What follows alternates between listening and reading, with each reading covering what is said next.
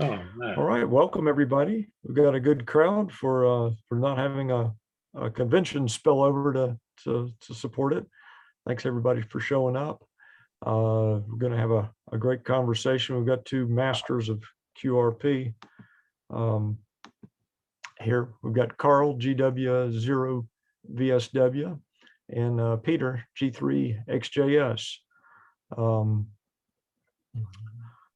Peter, did they give you that call sign, or do you have a Jaguar? I had the call sign before they named the car. Wow, that's great. I tried to claim, but they wouldn't hear of it. Okay. Let's see. I'm going to close my captions. They distract me. Okay, let's get started.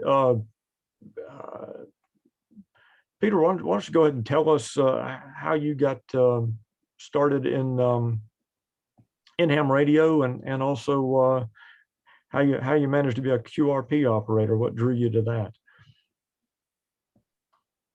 Go on, Carl. Want me to start? Oh, Carl, go ahead and start, then. Well, my background was submarine communications.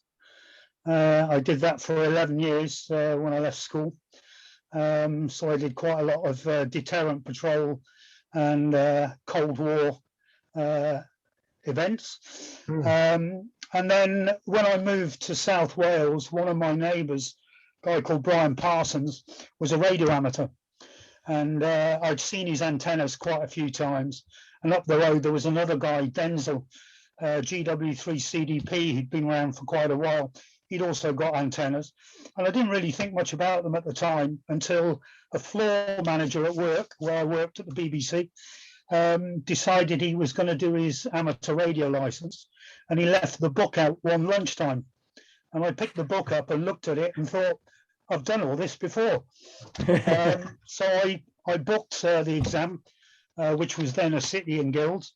And I went into Cardiff and one night and sat the exam, and fortunately I passed. And then without them telling me, they organised my Morse test the following day.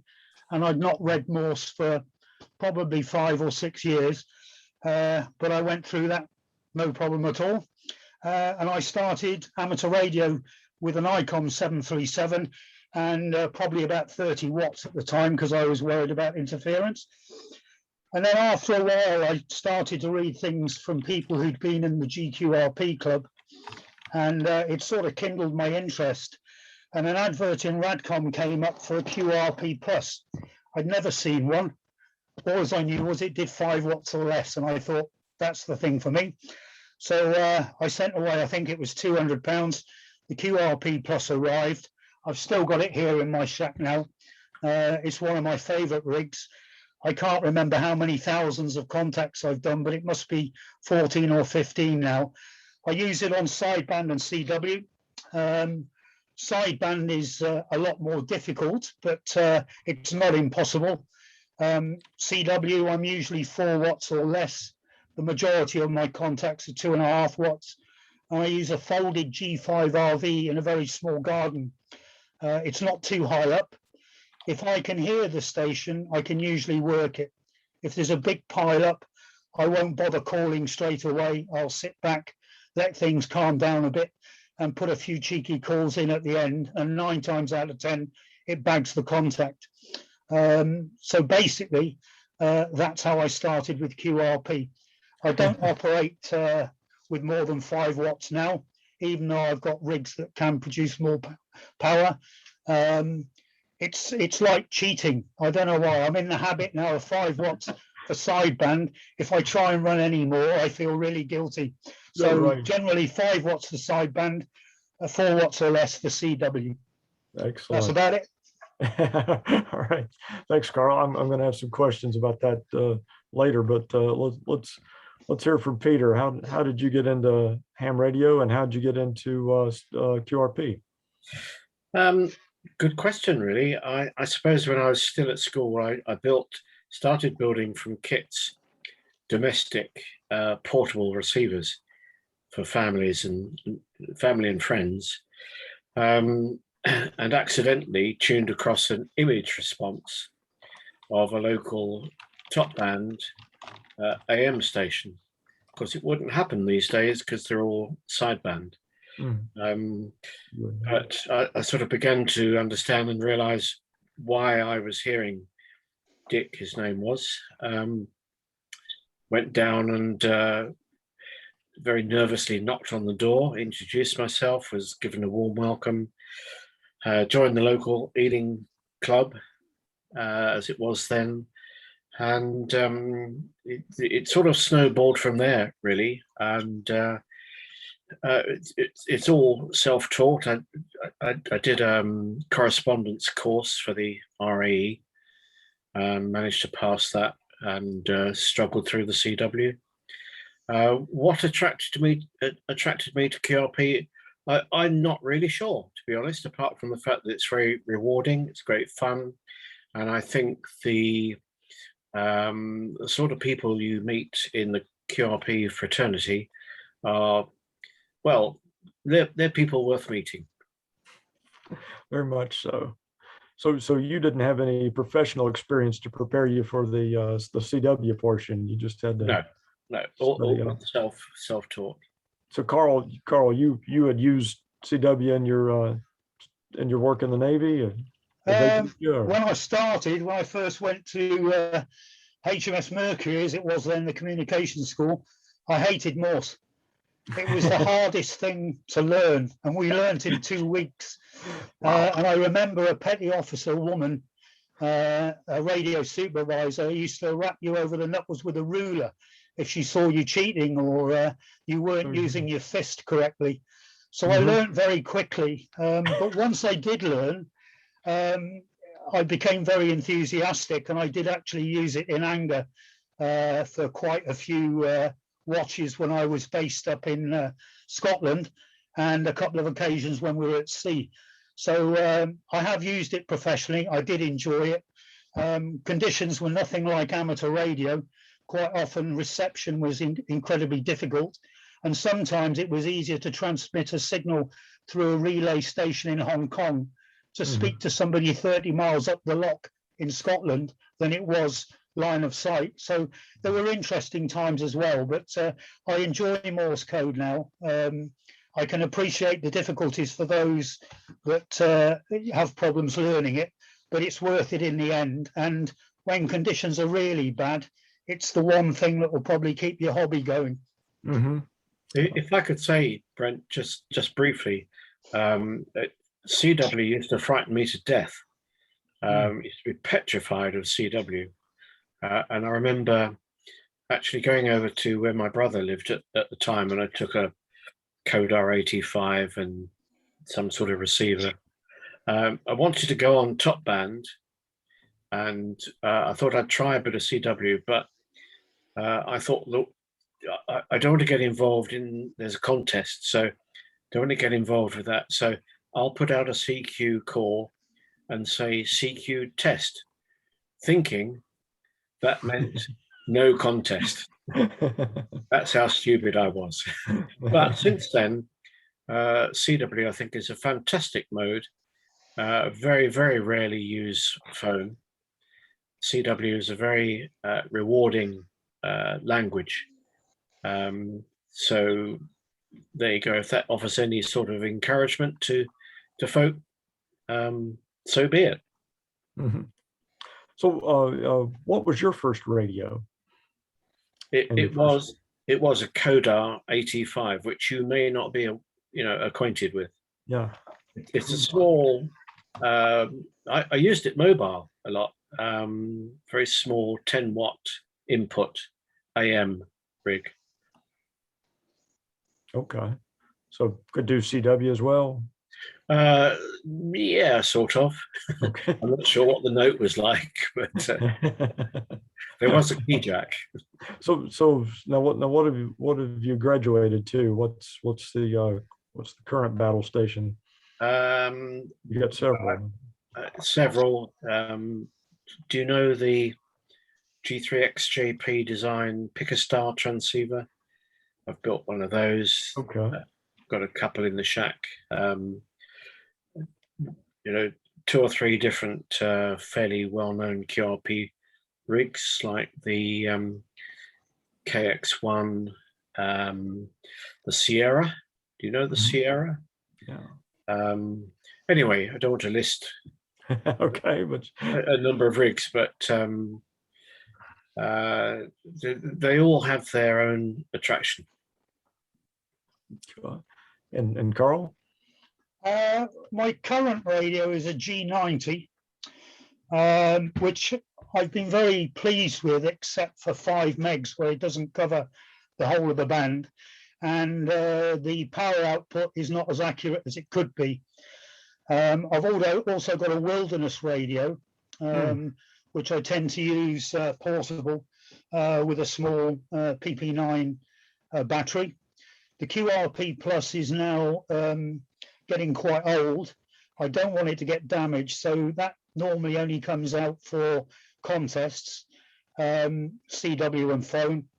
I've got an Icon, I can't remember which one it is now, one of the mobile radios with 100 watts, and I tend to use that on 6 meters, but as lower power as I can get. So on 6 meters, it's 10 watts or less.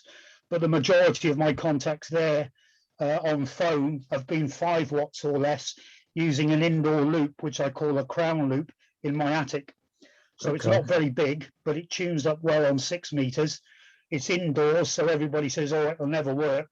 But I've worked every station I've heard on 6 meters, as far down as, well, the biggest distance is probably Morocco or that area.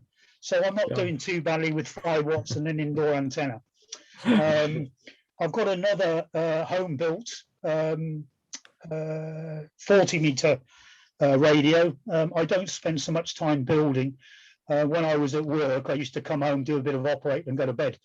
There was never enough time, or I was too tired. So my building capacity is not as good as it should be. But I would like to sort of investigate that a bit more and perhaps produce one of the multi-band radios from plans. Hopefully get that working, but that's a long-term project now. We were supposed to make this conversation the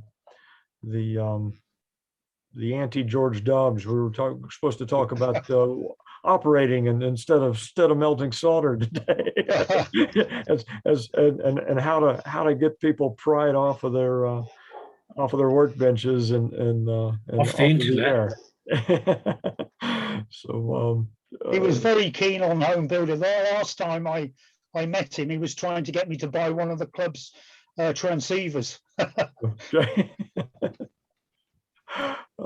Let's see. So we've got some questions, and folks, if you've got any, we've got a pretty good crowd coming now. If you've got any questions you'd like to ask about our panelists or about operating QRP, then just click the Q&A button and put it there, and we'll be watching those. So one question is, and you do some SSB, how much harder is SSB than CW and data modes for QRPers? Peter? Do you want me to go? That's you, Carl. I don't worry, is the answer. I'll operate. I won't worry too much about the conditions. You get a feel for it. Again, I usually use 5 watts. I'm not sure what the etiquette is now, because it used to be 10, but I noticed a lot of competitions have gone down to 5. Competitions are always a good way to see how well your antenna and your equipment's performing, and also how well you perform, because there's nothing better than breaking a pile up with 5 watts. You feel really chuffed. And I managed to do South Africa one night, booming signal in here. I thought, he's not going to get me. I just put a call out and he came back to me straight away.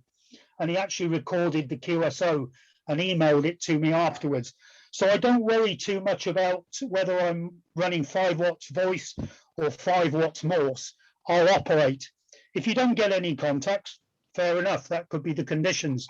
It could be your setup, but 9 times out of 10, somebody will hear you. It may not be DX, but every now and then you'll pull out a nice contact from somebody who's in a DX station who doesn't want to work all the people who just want a 5-9 report and disappear.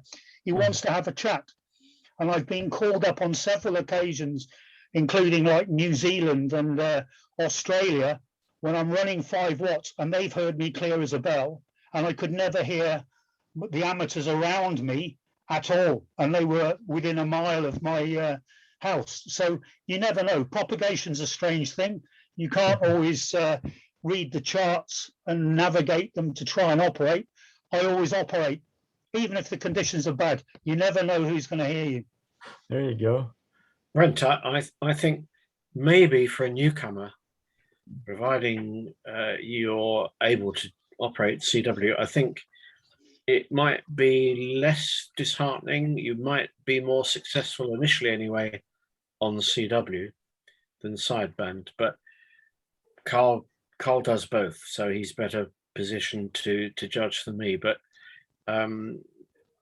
personally, I don't think low power CW is much of a handicap. No. Yeah, it seems to be fit. I wouldn't have any feeling of accomplishment with a 100-watt QSO. What have I done? I've pushed a button. So getting some antenna questions. I wanted to ask you, Carl, first about that G5RV. Now, are you using that on the work bands just with a tuner, or have you got some special juju, or how's that work for you? I use the G5RV on all bands. It may not tune up as well on some, but it tunes up. And so long as it tunes up, I'll operate. Obviously, top band is a bit of a problem, and I normally strap the end in the shack here, and I'm probably putting out milliwatts really, even though my rig is saying 5. But I've made contacts on top band using 1/2 of the full-size G5RV. And like I said before, I've got a small garden. I can't stretch it out in a straight line. It's bent and folded at either end into the space that I've got. So it goes into the front garden where there's a tree, conveniently. So it goes into the tree and down to a fence. And in the back garden, I've got a vertical antenna in the corner, and I strap a bit of rope to it, and I dangle the other end of the G5RV there. So it's a full-size G5RV. It's not necessarily perfect for DX. I have worked DX on it, but the conditions need to be pretty favorable for it to perform at its best. But it allows me to operate on all the bands, and it allows me to make contacts. And at the end of the day, that's what it's all about. If you get DX at the end of it, and a nice bit of DX or a new country, all the better. So talking about operating, Jim asked, do you use the QRP calling frequencies or just prefer to use the band as a non-QRP station? And related was, do you identify yourself as a QRP operator? I tend not to identify as a QRP operator because you get a better report coming back. I do operate on the QRP frequencies, but 9 times out of 10, I'm working QRPers that I've worked before, which is okay. We'll have a chat and you'll get a good signal report, but it's not always the best place to find a new country. So I'll trawl the band then. I'll tend to operate on 20 meters lower down, listen for any DX, and then decide whether I'm going to give them a call straight away or allow the pilot to disappear and call them at the end. So it's a bit of a mixture. It depends how I feel. If I want to chat one day, QRP frequencies. If I want a new country or to see how well perhaps a new piece of gear performs, then I'll use the lower or middle end of perhaps 20 meters just to see how well I'm doing. And then I'll move up to the QRP frequencies and see how we get on. 80 meters is different. 80 meters can be very good for me, or it can be extremely bad. And I tend to work most of the G-QRPers on 80 meters or 40 meters rather than 20. Peter, how about you? QRP watering holes or just where you find them? Is Peter still? He's muted, I think, is he? he's muted. I can't tell if he's live or frozen there. It looks frozen to me. Yeah. Uh-oh. Hope we haven't lost him. He may need to log out and back in. Let's see. Somebody wanted to know George DL1CLX was awfully curious about that attic 6-meter antenna, which I don't want to get too far off of operating, but yeah, that is.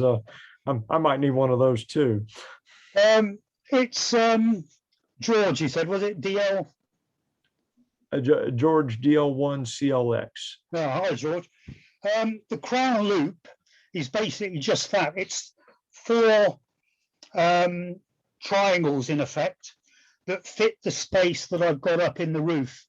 I connected it with some 50 ohm feeder. There is a 4-to-1 balun, by the way, at the end, drops down into the shack, and it tunes up reasonably well on all bands. And 6 meters is fantastic antenna, but it's just using the available space. And if you look at qrz.com and my page there's actually a picture of the crown loop. And a couple of guys in Canada took the idea and produced a 4 times version in the field, but they couldn't get it to tune as well as the smaller version that I've got in the roof. So I guess that says something about some of the antennas. But if you look at the web page, there's a diagram there. But if you want some more information, I can send you the article that I think was in Sprat a while ago. I've got a copy of it, and you're more than welcome to that by email. Okay. Is that yeah? If we can find that in Sprat, that'll. I missed it, but it seems like a convenient thing. Everybody's got I don't know, not everyone, but lots of us have attics just over our heads. So that's great. Let's see. Jack NG2E says, outside of doing one's best to limit operating losses, using the best resonant antennas, etc., which you're not necessarily doing, and still working. Any operating tips and tricks? That's a wide open question. I did try a 20-meter dipole, and I also tried a 30-meter dipole, and they were resonant on both bands, and they did perform very well. But I found the G5RV was not that much different, to be honest, in my location and the way the antenna is set up. So it's difficult. I suppose if you've got the resonant antenna, you're putting out the maximum amount of power, but not everybody can fit that antenna in their garden or the flat that they've got, and they're restricted to what they use. And I thought I'd try an experiment and use a mobile whip, which I put on a baking tray on the shack floor. And I put out a couple of radials that ran down the stairs, simple wire. And my first contact was into Sweden using 0.5 watt. So although the best antenna that you can possibly put up is the best solution, you don't always need the best solution to make the contacts. And there's no harm in trying something in your location, which may work very well, but if I tried it, it might not. And vertical antennas, the mobile whips, in my case, I think they're AM, Pro-Am. They work very well on this baking tray. And I can probably do almost 1,500 miles using 5 watts or less with it sat on the floor in my shack. So contacts can be made even if you can't get your dipole outside or a vertical outside. So for those of you who've got small real estate or flats, don't give up. There's always a way. Okay, so Steve tells us that Sprat 142, page 28, is that 6-meter crown. Oh, is it? So, Peter, welcome back. Yeah, sorry. Obviously, the internet connection here is suspect. We were trying to ask you about your operating habits. Do you seek out the QRP watering holes or? Yes, I do. Yes, because I think I like to meet like-minded folk and enjoy two-way QRP contacts I think that's more enjoyable. That doesn't preclude of obviously using other parts of the bands and just having normal QSOs. But for me, frequencies like 3560, 14060 can be very, very productive. In the UK anyway, 5262 is a very, very good and friendly watering hole for QRPers. So things, propagation and so on has changed a lot over the last couple of decades. It used to be very easy to go on and make contacts galore on 40, 20, you name it. But people now have much higher local noise level. Maybe their priorities have changed. I don't know. So it's maybe a bit harder now to seek out genuine, what I might term genuine QRP contacts. But 14060, certainly in Europe, can be highly productive, and 3560, 5262 not far behind. Do you identify yourself as /QRP or? I think I'm right in saying that is, under the terms of our license, illegal. Oh, okay. So you can be stroke M. It used to Mhm. be able to be stroke A, but I think putting stroke QRP on the end. I'm not is a positive bit that's legal in the US either, but Well, people it do depends on the licensing conditions, but I think stroke QRP is a bit like saying, "Oh, please help me. I'm only running low power." I don't think that's necessary or Yeah. desirable. I'll send a 72 at the end of a Oh conversation yeah. after I've already heard my my RST. I'll happily send G3XJS space QRP, but not as a way of making a contact. Right. Okay. Let's see. The other question you missed out on was operating tips for given the antenna you've got and so forth. What are your tips for making those QRP QSOs? Well, get on the bands for a start. Get off the internet and get on the bands. You have to call stations with confidence. Don't assume that because you're running low power, they won't hear you. Forget all that. Just get on the air, call stations, make contacts. Sometimes it will work, sometimes it won't, maybe. But just sitting looking at the cluster or one of the reflectors won't get you contacts. What about digital modes, or are either of you doing digital on HF? Not me, I must admit. Okay. PSK 31 was what I started with, and I still use it occasionally. It's more down to time, really, and what I want to achieve at the end of a session in the shack. 9 times out of 10, I'm just quite happy to have a QSO, but occasionally I'll look for some DX if I know it's around.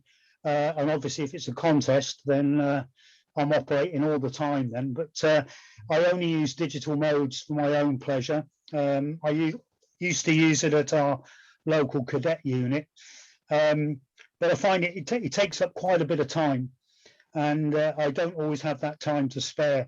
So instead of having a 5-minute operating session, it turns into 15 or 20 minutes. I don't knock it. I don't like these automated systems where you turn your computer on, go to work for 12 hours and come back and you've got DXCC. To my idea, that is not amateur radio. Technology, yeah, it's great, but it's there's no sense of achievement there. I prefer phone and CW because you have to work harder at it. Although I appreciate with the digital communications, you can make communications when conditions are extremely poor and when you can't hear anything at all on the bands, but it's not necessarily my favorite mode.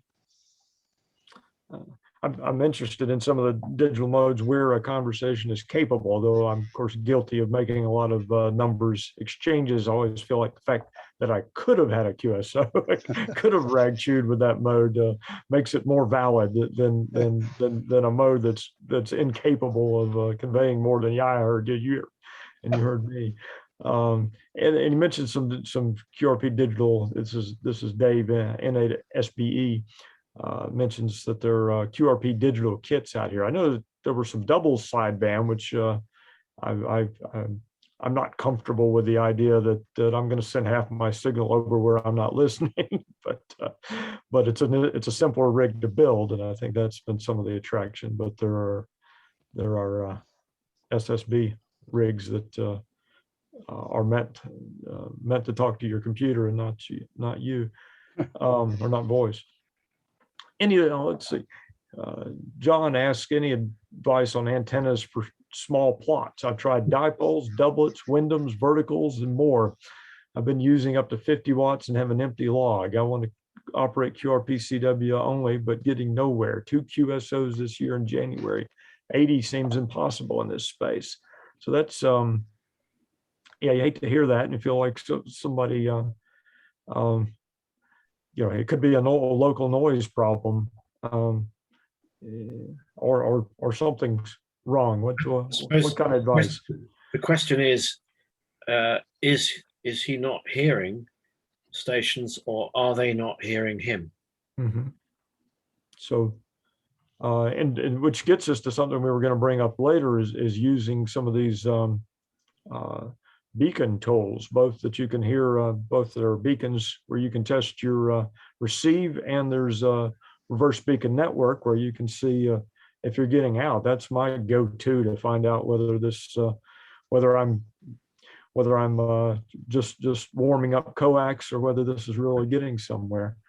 It's a very, very valuable and useful tool, the reverse beacon network. It's brilliant. And so let's see, if somebody did not know, had never heard of reverse beacon network, what would we tell them to I'd say Google is your friend. Yeah, right. Yeah, there aren't seriously, reverse beacon network, and add the word spots. You can type in your own call sign, and it will show you where you've been received, at what strength above noise, and at what speed CW you are sending. I don't know. I guess that's probably only applicable to CW. Digital modes as well. It picks those up. Obviously, it can't help you on SSB. Okay. But there you go. Somebody's put the link up. Great. Yep. And now for a while the beta one was the only one that had the map after their Google map broke.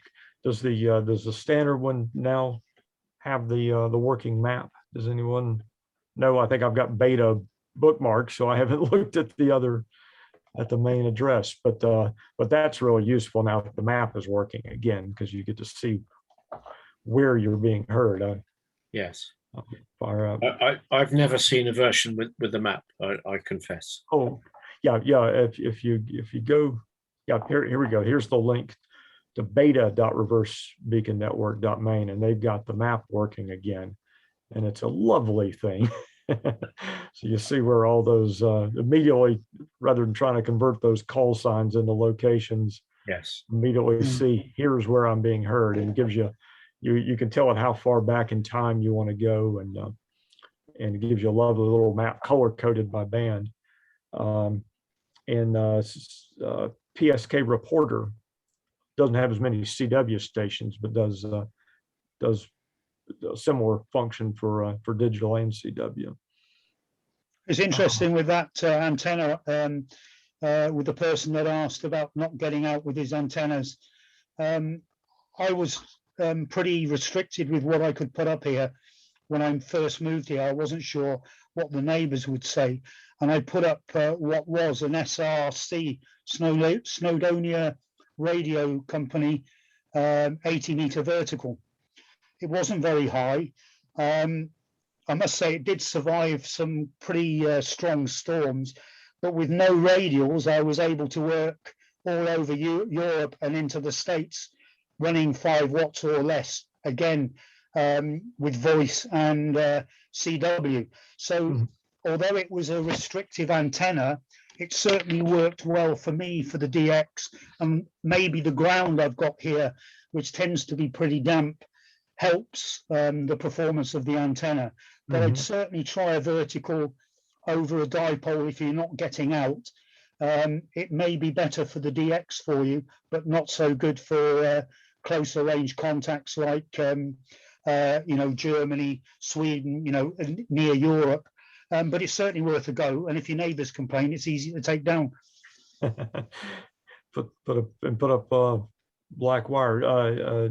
John identifies himself as G0UBE. Says, I'm all over Europe on this. This is the same fellow not able to get out.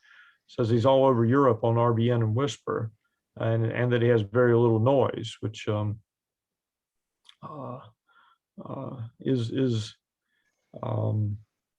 don't know if that's has John said what the aerial is? He says he's tried dipoles, doublets, Wyndhams, verticals, and more, and so he's tested lots of antennas, and they're getting out. They're not. Is he not coming in? Trying to think what other I've clutching at straws. I've heard fists. I haven't replied to because it's too blame much work. But that's a pretty rare. I hope situation. I don't know. The other thing you can try is use a mobile whip on your car outside, so the car acts as the ground plane, and then run your feeder in through a window, upper floor or lower floor, doesn't matter. And 9 times out of 10, your tuner, if it's not resident, will cope with it. And try that and see how well you get out. Because although the tuning is very fine, where it is fine, you can actually get very good results and work quite long distances using low power again, 5 watts or less. I keep going on about that. I did something similar using a mobile setup in Mumbles, which is a few miles around the Swansea Bay, and sat the car in a car park, put a vertical on top, and my first contact was into Canada. But it only lasted a short space of time, enough to make the contact, swap names, and then the band conditions changed. But it worked. So there's always an option. If it can't work from your house, then maybe try operating from your drive, or go mobile to a suitable location and have a go and see exactly what you can do with your equipment. And I think 9 times out of 10, again, you'll be surprised. Yeah. Go ahead. I was going to say that I think the subject of aerials, antennas, it is a whole separate subject, isn't it? And it's very difficult to advise somebody from distance, maybe how they could do better, or maybe something that is slightly amiss with the setup. How is John feeding the aerial? How long is it? How high is it? There are so many variables that it's not something I think you can cover in general terms in the space of a couple of minutes. Yeah, maybe just see who can come over and with his analyzer and his experience, and may have something to. Oh, it's that. Yes, that's right. So a lot of times that happens. I think there are a lot of common misconceptions about aerials and so-called balance and ununs and feeding systems, and I think it's easy to make fundamental mistakes if perhaps you're less experienced in that field. Yeah, Peter, what about portable ops? Do you take the radio out? I do a little bit. I wouldn't just a little bit. I wouldn't call myself a portable op, but yes, it's good fun. Again, it comes down to choice of aerials, choice of equipment, choice of batteries. It's a whole new topic.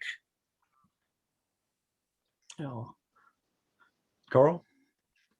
Yeah, I used to operate abroad when I went on holiday.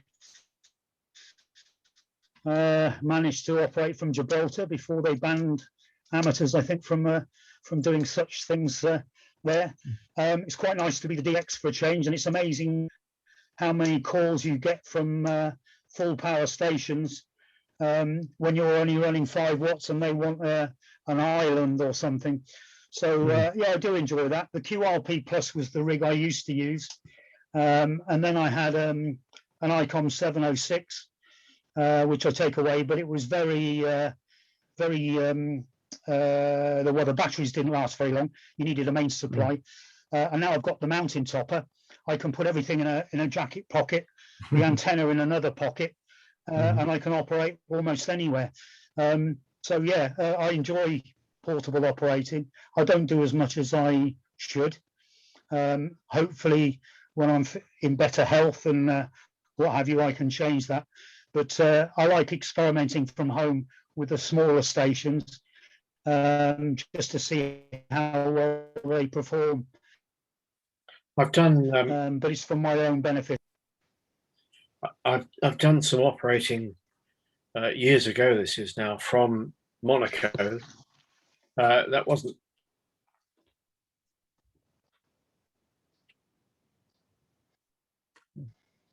I think I've lost Peter again. He's having To the word, it was mobile static. But you see, propagation then was very.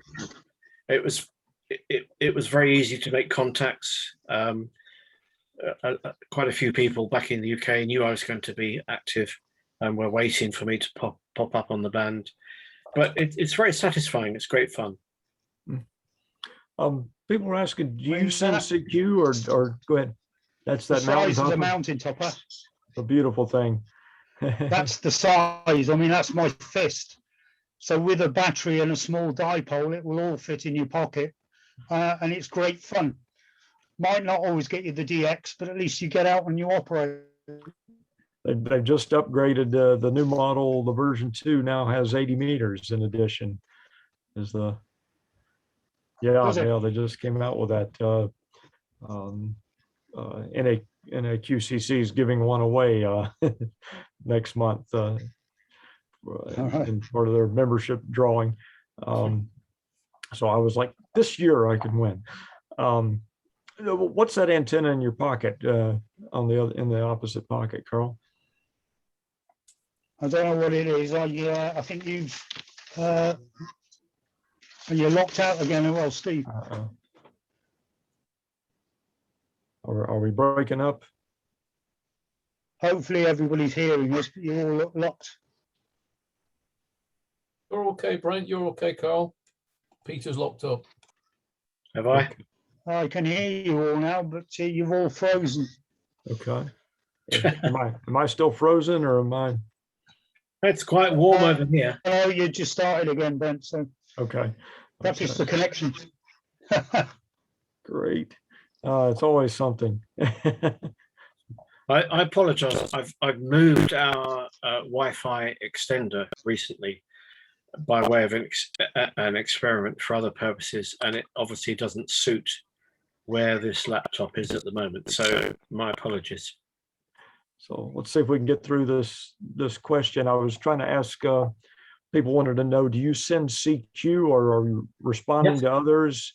Some people find they just don't get an answer with their 5-watt CQs. Yeah, you're going to get fewer replies than if you're calling CQ with 5 kilowatts, but you've got to pick your frequency, propagation. You call CQ on 14060. I'm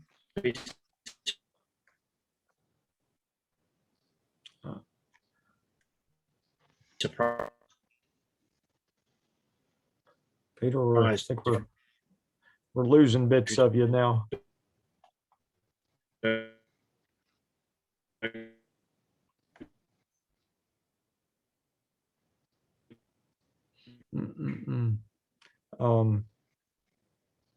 Carl, can you still hear Peter? I can hear you, but Peter's locked out, and Okay. you're quite distorted sound-wise. Okay. Okay. Yeah, Nick says only Peter is frozen Yeah. for him. So, Coffee's around. so Carl, how about you? CQ or answer or both? I do both. I usually do CQ first when I switch on, and give 3 or 4 full calls on a particular frequency. And then if I don't get a reply and I'm not sure whether it's propagation or not, I'll probably go down and wait and listen for somebody else who's calling CQ and respond to them. But I'd say 50-50.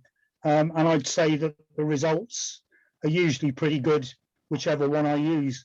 Like Peter said, not everybody replies to a CQ call, but if you go on the QRP frequencies, and the conditions are usually good, particularly on 20 meters or 30 meters, invariably you'll get a reply after the second or third call. So depends on the conditions, depends on the day, and depends on my mood, I suppose. What kind of speeds are you sending? Generally, it's 18 words a minute, but it depends on the person who responds. Sometimes they respond very fast, which fortunately I can read, and sometimes it's slower. And if it's slower, then I'll reduce my speed to match them, because the whole idea is to try and encourage more people to use CW on the band. And the last thing they want is somebody who plods off at 20 odd words a minute and they can only pick out every occasional word. So just adapt your operating to suit the person you're working. Peter? See if Peter, I can't tell whether he's Frozen again, frozen or not. Yeah. Oh well. Tristan suggests if Peter turns off his video, maybe we can hear him, even if we can't see him. Might work better with limited bandwidth. Don't know whether it's worth a try. Dick says we're both clear. Yeah. Dick says we're both clear. Yeah. Peter, speak to us.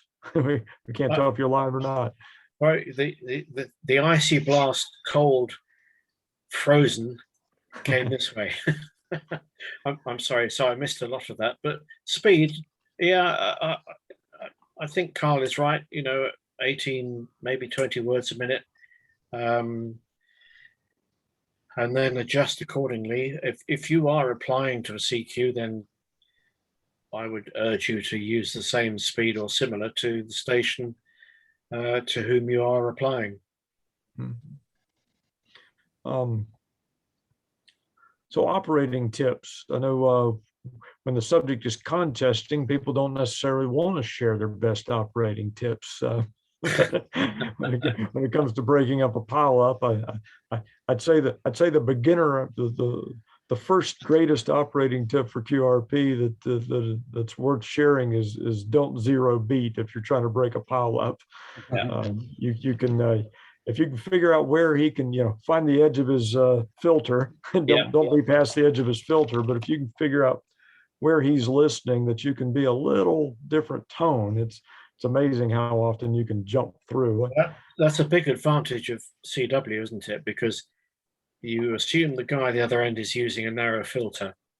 You just have to find a way of putting yourself in that filter bandwidth, because it doesn't matter who else is calling on whatever frequency at whatever power, because you're in his filter and they're not. Yeah.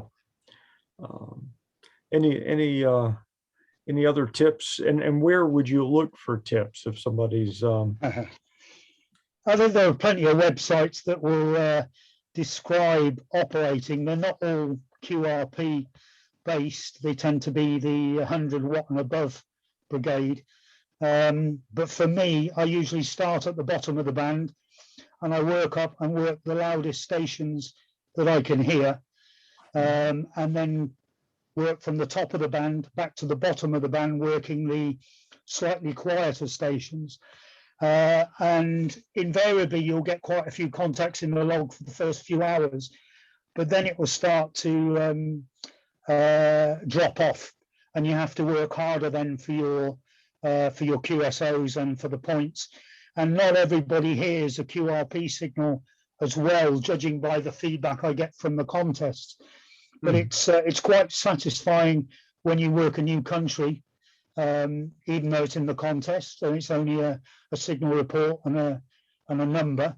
And it's even better when your score goes up and you know there are other QRPers out there who are doing similar to you, and it becomes a little bit competitive.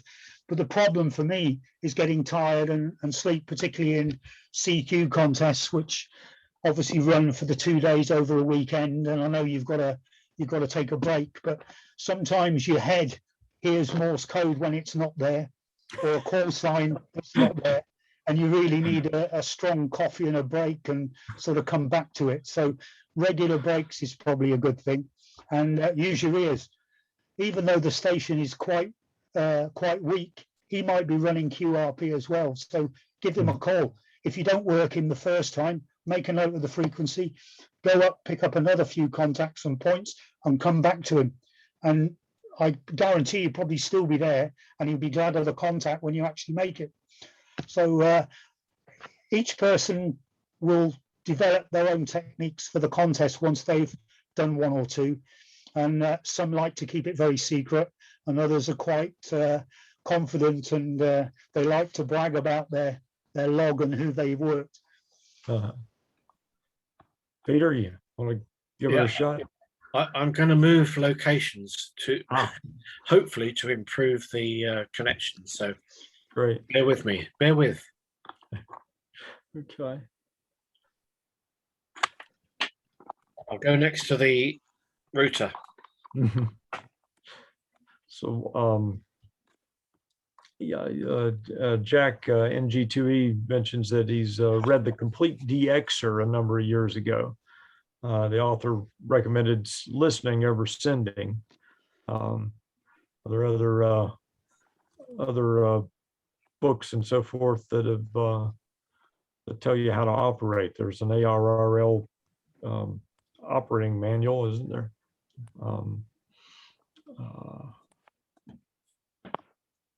Don't know. One thing that, there are a lot of contests and a lot of sprints and things like that are targeted at QRPers or give bonus points for QRP, so to where QRP makes you competitive. I think the difficulty as well, and the thing that does frustrate me, is that I can be operating in the contest using a dipole, but working a station that's got a 3-element beam or quad that's 100 foot above the ground, right, using the same kind of equipment. So obviously he's putting out a better signal than I would ever do. And when it comes to the end, when they're adding up the scores and all the people you've worked, 9 times out of 10, his station is going to beat my station, which is frustrating. So you have to attempt to make more contacts or work slightly better regions or zones in order to put your score up, which means your operating time is longer, which means you need that coffee. Right. Also, the advantage of not having gain is that you can hear somebody off the off the side that he's deaf to wherever his beam's pointed. So there's that. What about computers in the shack? Are your computers hooked up to your radios? Are you logging on pencil and paper and copying it over later? Or pencil and paper. I'm using a couple of logs depending on whether I'm Windows or Mac. So I run a digital log, but that's it. I'll use the computer for PSK, but that's it. I won't. My rigs are not connected at all. I get you get calls where somebody says, "Hi, Brent," and it's like wearing your name badge on you. You don't know whether it's somebody you know, somebody who you've become famous, and somebody appreciates all your good work for the amateur community, or he's got his computer hooked up. If I've worked them, then obviously they'll come up on the log, and it's the start of a QSO.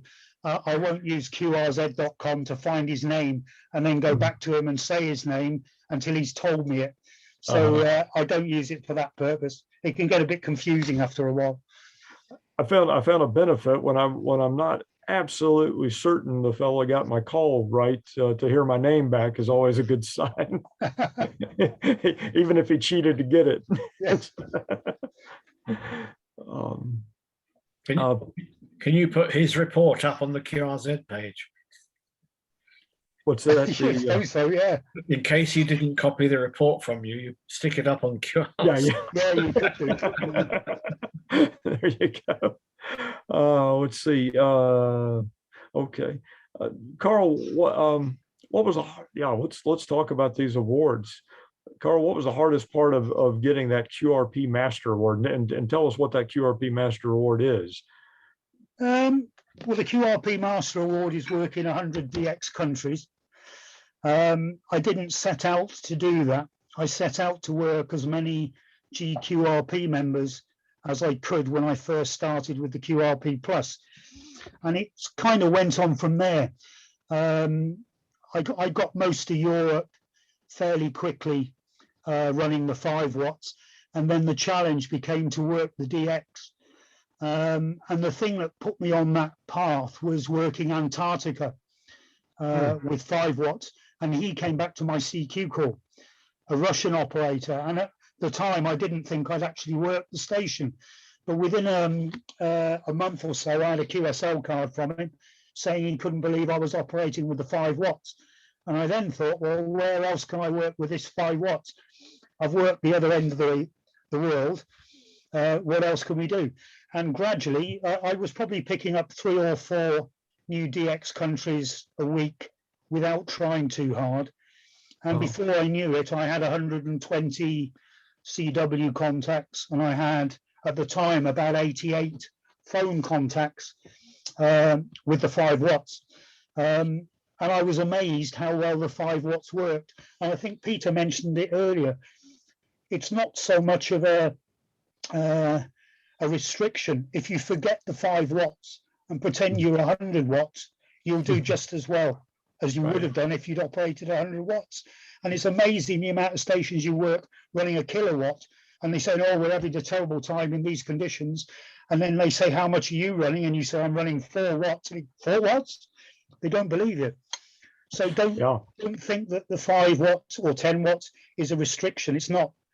Forget that. Just do the operating, and all the contacts will gradually come. Now Peter's the on-air activity manager for the club, and manages all these trophies and awards, the winter sports and the Chelmsley. What can you tell us about these awards? Well, that's a good question. I usually have to look up the rules each time. Okay. Well, I think they all come down to one thing, which is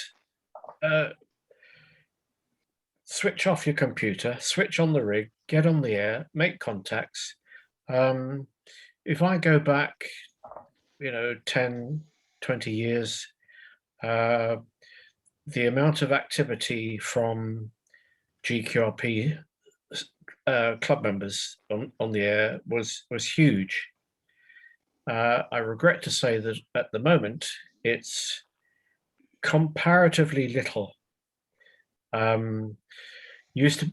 know propagation has changed, but you used to be able to go on 40 and 80 and work dozens of fellow club members. But I don't think these days they're on the air in the same way that they used to be. Winter sports is probably the only really well supported activity session now. Chelmsley is fairly lightly supported, and it comes down at the end of the day to activity levels. Are members getting on the air and trying to work stations, which isn't actually that difficult? I know some people will have, their own particular problems with local noise and aerials and so on. All I would say is, without radio, there's really not much point in, without getting on the air and using the radio, there's not much point in having almost a G-QRP club, because it's based on radio. I know a lot of folk are very keen and interested in homebrew and other sorts of activity. And I think there is a body of opinion that suggests that it's all the same old stuff. What have you worked with 5 watts of CW today that's any different to what you did last week or the week before? But if we're not going to use the bands that we're privileged to have, and if we're not going to use the QRP equipment, there's, well, I'm tempted to say little point in having these activity periods and even awards, because if it's the same 5 people or 10 people contributing each year, that's a little restrictive. People in the chat are mentioning the popularity FT8, that's growing in leaps and bounds, and that section's always busy. And also, the plague of QRM. This is local QRM, but I was thinking QRN lately is obviously a lot more than it was when we all started. Yeah. Just more nasty wall warts putting out more broad spectrum RF. Yeah, I feel like people, maybe FT8 brings people to the hobby, and I hope they get bored with it and want to try something more interactive. But yeah, we can't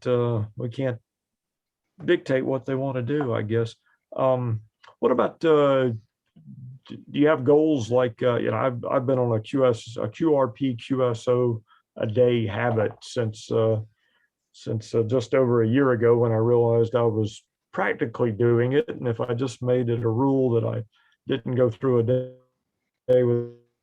without one, and it's kept me on the air. It's kept me stamping out in the snow, fixing an antenna on Christmas Day, so I could keep the streak alive. Hopefully it becomes a bit like a drug, doesn't it? You need that fix of at least one contact a day. I see John's talking about 2 to 4 hours each day. That's thousands of hours and only 5 contacts in 18 months. Something ain't right there somewhere. Yeah, I like the idea of getting that radio out of the shack and out somewhere in the field, just to see, take something out of the equation, change one of the other factors in the equation, and see what that does for you. There's some people that just live in places where radio is going to be very difficult to do. If your neighbors are all growing marijuana in their basements, and their UV lights have just put it out, or you may never know why you're.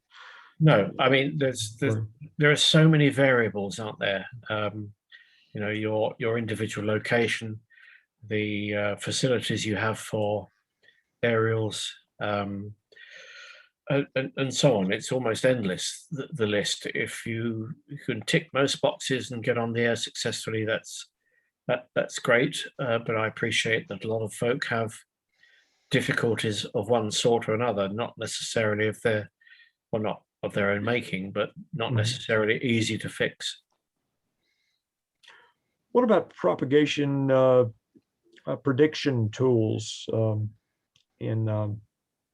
you use those? There's something to be said for turning on the radio and talk to who you talk to, or do you use the tools to try to find specific places? I'm still trying to get Alaska QRP and finish up my worked all states for the year. Worked Alaska QRP from over here. What? The only tool, I don't use any sort of forecasting tools, but the only one I look at is, and you may not be acquainted with this particular site, but a site called PropQuest. Sure. PropQuest. PropQuest. .co.uk, Okay.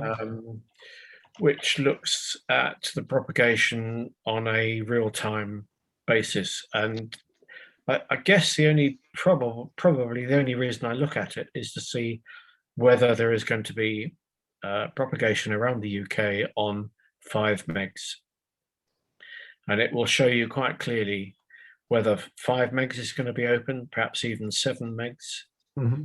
But as far as the HF bands are concerned, well, I don't know about Carl, but get on the bands, tune around, have a listen, put out some calls.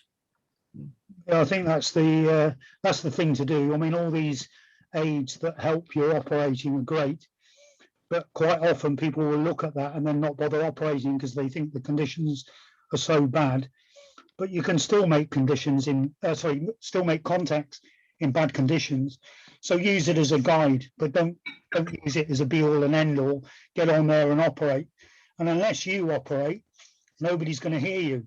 So the more people that operate, the more QSOs we're going to make, even if the conditions are poor.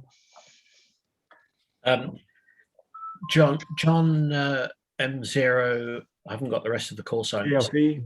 What's the program called? Is that asking about PropQuest again? Yeah, it's a website, not a program. PropQuest.co.uk. Yeah. There we go. There's a link. Yeah. Thomas has got it. Almost as quick. He's on the ball. Yeah, Tristan came up the same place I did. Make sure you don't just have if it's just an absolutely hard fist. It's pretty rare to get one that's so bad you don't want to try talking to them. But there are, and I hate to send anybody away from a straight key. I like operating straight key, but there are some people who well, of course, there are some people that you give them a keyer and you have to subtract dits to figure out what they're saying. So. Insert your own spaces. Yeah, spacing. Oh boy, that can get difficult. So yeah, it's a possibility. Sometimes for getting on. There are these. I've forgotten the name of it, but these website where there are a bunch of computer SDR stations. SDR's in the name, and I can't think of the website, but you can monitor yourself from far across the websdr.org. Thanks, Yeah. Michael. And that's very useful, and you can record your own. I've heard that as a tip. If you record your own sending, either locally or through something like this, and if you go back to play it back the next day and you can't decipher it, but you may notice things that you don't hear as they're going out when you're trying to copy that code. Yeah, John, I didn't mean to imply that was the case. Just grasping at straws here. Says his code's good. Yeah, I'd get out of the shack and see what that does for him. David, M0VTG says 2 people want to call CQ regardless of power, and I noticed that in one of our NAQCC sprints the other day. We do it on 20, 40, and 80, and 20 has been so bad for so long, at sunset or just a couple hours after sunset, that I got on 20 this time, and the stations I heard were very strong, but there weren't very many of them. And I think it's just people have decided, it's dark, 20's dead. and they're not even sending out. If they did, they might find air stations. What didn't we talk about that we wanted to? And if anybody's got any more questions, let's see. John UBE, you're clearly having major problems, but trying to solve them at this moment in time is tricky. Yeah. Christopher speaks up for John's fist, says it's fine business. So I apologize. Didn't mean a slight. Just brainstorming what could be. So let's see. Now, Peter, do you manage awards? Do you chase awards? Have you? I used to chase the G-QRP awards. Mhm. I used to be very keen on that. And in those days, you had to collect the QSLs, even for worked members awards. And you had to send the cards off for verification and so on. And working DXCC countries and so on. Yes, I used to be very keen on that. But these days, I'm really, I suppose, happy to the satisfaction and enjoyment is making the contacts. So these days I don't chase awards. I'm sure Carl does. How much rag chewing do you do versus just making a contact? Who, me or Carl? Go ahead, Peter. Mostly it's rag chewing. Sometimes I'll just have, the usual brief 599 type QSO on HF. If there's somebody there I'd like to just get a contact with and see if they can hear me and so on. But I prefer a rag chew. And what speed are those at normally? Between 20 and maybe 28. Carl? I like rag chewing. I don't like the just make a contact, send a report, and off you go. It depends. I mean, if you're working like SOTA stations, which I try and collect, they're usually QRP operators. Then there's an exchange there because they've got a short period of time. So it may be a name, a signal report, and the mountain they're operating from. But the rest of the time, it's a QSO. It's nice to chat to people locally, but it's also nice to chat to people who are DX stations, and some of them share your interests and hobbies and what have you. So it's a more enjoyable contact. So we're getting close to wrapping up. Any parting words and advice for QRPers and wannabe QRPers, frustrated QRPers? I think it's very nice to see the number. Sorry, Peter. I jumped in on. I was just going to say, I think it's very nice that we've got people from all over the world, it looks like, listening into this. And we all share the same hobby, which is QRP. Long may that continue. I think the nicest operators are QRP operators. We do more with less, and we tend to get more enjoyment, I think, than a lot of people out of the hobby. So it's nice to have everybody on here tonight. I hope that we've managed to give you a bit of encouragement for your QRP operating. And if anybody wants to contact me afterwards, then my email address is on qrz.com. So thank you all for attending, and obviously to Peter, Brent, and Steve. It's been nice to be here. I second everything you've said. And just think, if we could have had this meeting on 14060. We've been busy. Yeah, well, that's my point. There are a lot of people, as it were, tuning in, but this is via the internet, not radio. So sorry. Your advice to everybody here is turn off your computer and you got it. Fire up your rig. That's the one. I know the video, yes, would be lousy on 40. Yes, the video. Bit of bandwidth there. There you go. Well, thanks so much. It's been a wonderful time. and glad we got to reschedule and do that. Steve, you got any parting words for us? Nothing specific other than to thank Carl and Peter and yourself, Brent, for taking the time to share wisdom and to keep us all honest, Brent. I think that's been really helpful. And again, another dimension to what we saw during the convention, which was quite heavily sort of focused on construction and antennas, but we're trying to bring operating to the fore, as Peter said. At the end of the day, it's great building a radio, but if you never use it, what was the point in building it in the first place?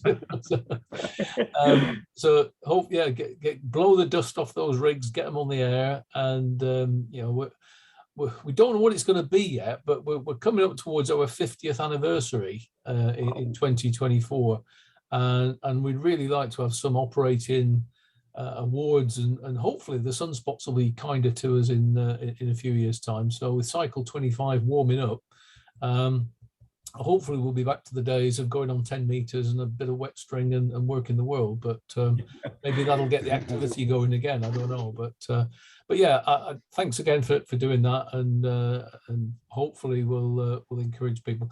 I don't know if anybody else clocked it, but I thought it's just worth noting we had all 3 IARU regions represented in the audience tonight, from ZL all the way over to Canada, US, and obviously Europe. And I counted 15 different DXCC entities in the audience. So thank you all for turning up, and it's great that QRP covers that world map so well, and that we have something in common that brings us all together, which is just brilliant. And I'm sure George would have been over the moon to see that. Oh, it's a wonderful thing. We keep doing it. Well, thanks so much, and I'm going to go ahead and stop the recording. Once us all on 40 meters.